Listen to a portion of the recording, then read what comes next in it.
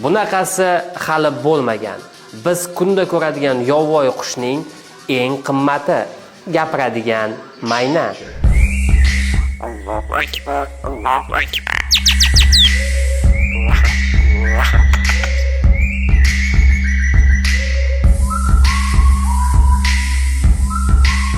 Afg'on maynasi, xalq tili bilan aytganda olaqanotlar.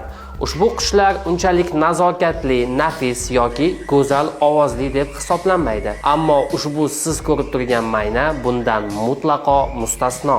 Bu videoni hoziroq Mohinur yoki Muyassar ismli qizlarga yuborib qo'ying. Sababini esa hozir aytaman. Olaqanotlar borasidagi inson fikrini mutlaqo o'zgartirib yuborgan ushbu mayna xuddi sayrga chiqqan Go'dak filmidagi kabi o'z inidan chiqadi va insonlar qo'liga tushadi. Yoshlik chog'idanoq inson mehri bilan katta bo'lgan. Biz gapiradigan to'tlarni eshitganmiz, ammo gapiradigan mayna xuddi afsungarlik yoki shunchaki ko'z bo'ylog'ichlikka o'xshaydi. Lekin bu ayni haqiqat.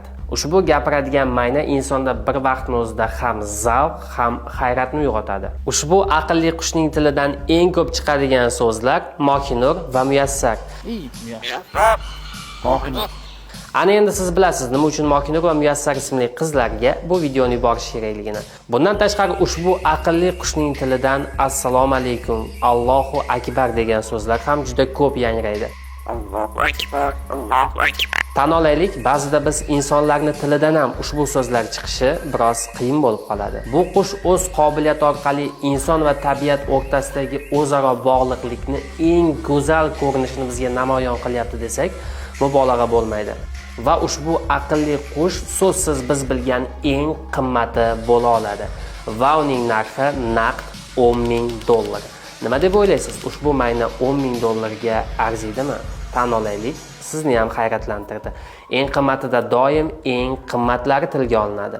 Ularni o'tkazib yubormaslik uchun bizga obuna bo'ling.